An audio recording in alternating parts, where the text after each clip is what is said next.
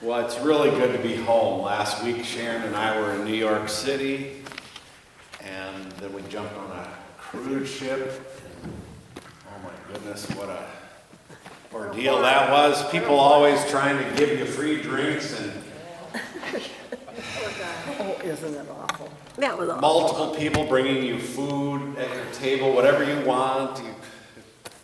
So good to be home. We thought about you all the time. Sure you did. Well, we did. We thought about going on a cruise with everybody. Yeah, so if anybody wants to join us next time on the cruise, we're gonna do it again. It was fun.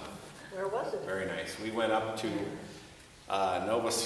where did we go? Nova Scotia? Halifax. Halifax. And then the cities kind of St. John and St. John. places I along the think way. Amy was on the same thing. Yeah, I didn't see her.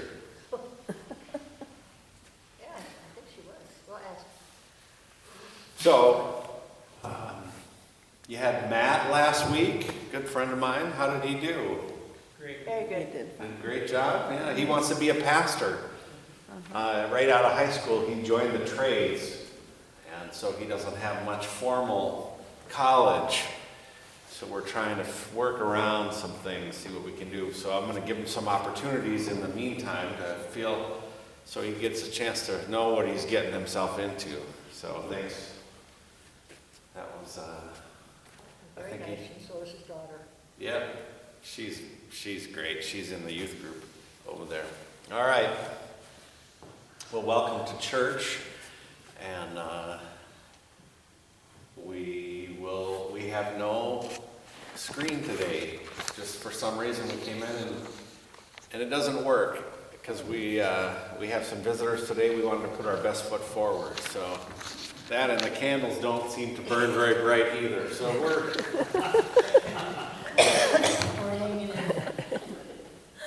But we're adjustable. We're flexible, aren't we? We are. All right, well, let us begin with the call to worship. Please stand. Let us draw near to God. Let us put down the weights we carry. Let us open ourselves to God's Spirit. Let us come again to be filled. Open our hearts and receive your love. Make us a vessel of your love to the world. Our gathering song, This is the Day.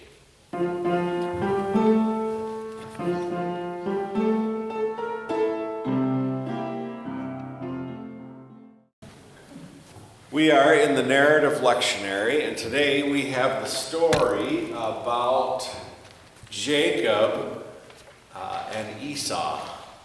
This part 2. So I have to catch you up a little bit because last time with Matt we were talking about Abraham. Abraham and his wife were told they were going to have a child in their old age. And what did she do? Laughed. That couldn't have been too good for Abraham's self-esteem. But they had a child. And the child's name was Isaac, which means laughter. And then Isaac had 2 sons with his wife. And the sons' names were Jacob and Esau. Actually, it was Esau and then Jacob. Jacob was the younger son. And that's important because in Israelite culture, the firstborn son, do we have any firstborn sons here? Gets everything. Everybody else fights over the leftovers, but the firstborn son gets everything. You got it made if you are the firstborn son. So you remember the story. What does Jacob do? He tricks his father in his old age. He's getting blind, and he puts a piece of lamb's wool on his arm, and he goes in to get the blessing, and he tells his father that he is Esau. And his father touches his arm and says, "Oh yeah, you are the hairy one." And he gives him the blessing. And you might think that settled it, but it didn't. Because Esau was very big and very strong, and apparently very hairy, and Jacob was not. And so when Esau came home and found out that his birthright had been taken from him, Jacob left with nothing but the clothes on his back. And he ran off out of the household. So let us recap. He gets the blessing, which is everything, and then he leaves it all behind in fear of his life. How'd that work out for you, Jacob? Not so great. Well, then he goes to Laban, his father-in-law, to his father's brother and his people. And then he goes there and he says, I would like to marry your daughter. And her name was Rachel. And Rachel was one of these. What does that mean? Very good. How was that again? Okay. That's how it's explained to me in seminary. And so Laban said, well, if you work for me for 7 years, then I will let you have my daughter's hand in marriage.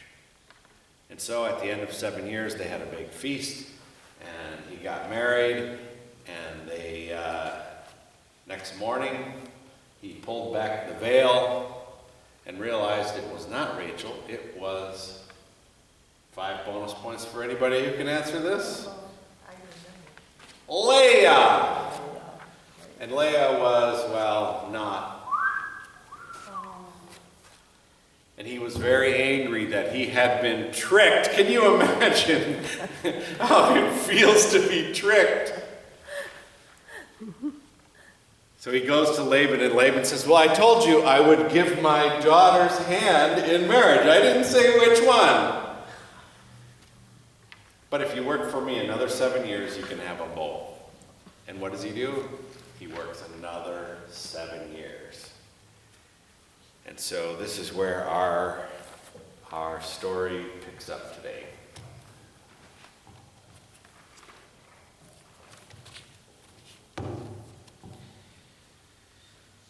And Jacob said, O God of my father Abraham and God of my father Isaac, O Lord, who said to me, return to your country and to your kindred, Esau, and I will do you good. I am not worthy of the least of all of the steadfast love and all of the faithfulness that you have shown to your servant. For with only my staff I crossed the Jordan, and now I have become 2 companies. You know why he had 2 companies? Because he had 2 wives that were sisters, and they would not share the same company. Can't really blame him. Deliver me, please, from the hand of my brother, and from the hand of Esau, for I am afraid of him. He may kill us, the mothers with the children. Yet you have said, I will surely do you good and make your offspring as the sand of the sea, which cannot be counted because of their number. So he spent that night before, and from what he had with him, he took a present for his brother Esau. Jumping ahead. That same night he got up and took his 2 wives, his 2 maids, and his 11 children, and crossed the ford of the Jabbok. He took them and sent them across the stream, and likewise everything that he had. Jacob was left alone, and a man wrestled with him until daybreak. When the man saw that he did not prevail against Jacob, he struck him on the hip socket, and Jacob's hip was put out of joint as he wrestled with him. Then he said, let me go, for the day is breaking. But Jacob said, I will not let you go unless you bless me. So he told him, what is your name? And he said, it is Jacob. Then the man said, you shall no longer be called Jacob, but Israel. For you have striven with God and with humans and have prevailed. Then Jacob asked him, please tell me your name. But he said, why is it that you ask my name? And there he blessed him. So Jacob called the place Peniel, saying, "For I have seen God face to face, and yet my life is preserved."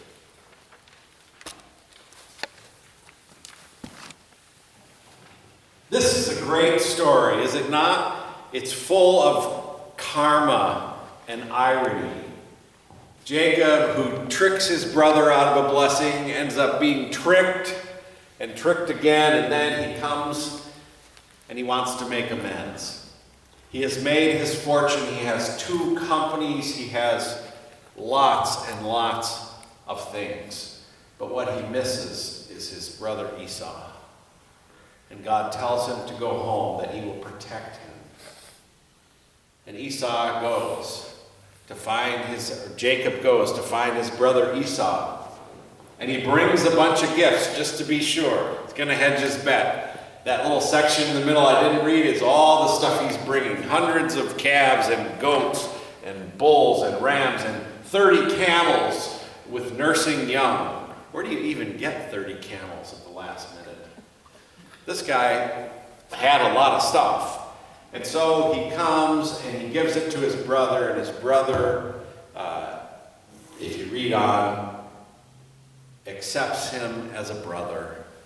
Let bygones be bygones. By the way, thanks for the gifts. But the story, inside the story, is about the night before Jacob met Esau. He sent his wives and his children on ahead to cross the river where Esau was, and he stayed behind. But in that hour, in that night, he wrestled. Now there are 3 main schools of thought in rabbinic Judaism as to what is going on here.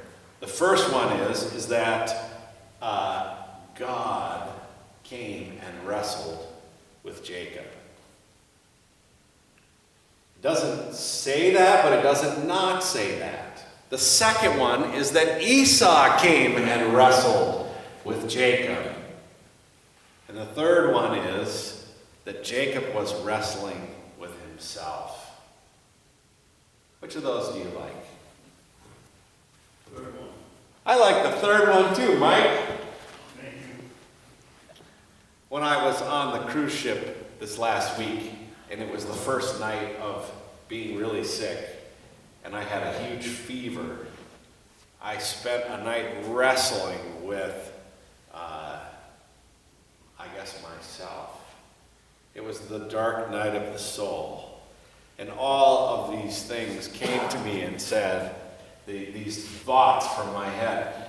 You're never going to finish your doctorate. Look, you haven't even done anything with it. You're always on vacation. How do you think your people, they don't love you?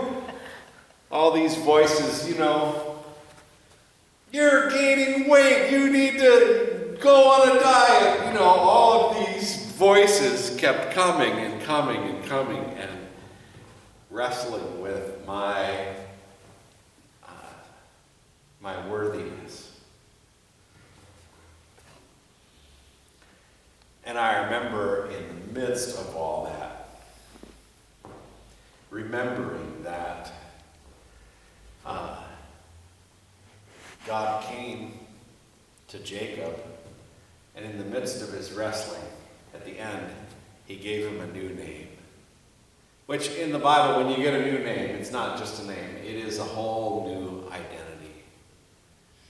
And so I breathed a sigh of relief, and I realized that my identity is not all of these terrible things that I sometimes think about myself. My identity, the truth of who I am, is a child of God, someone who is beloved.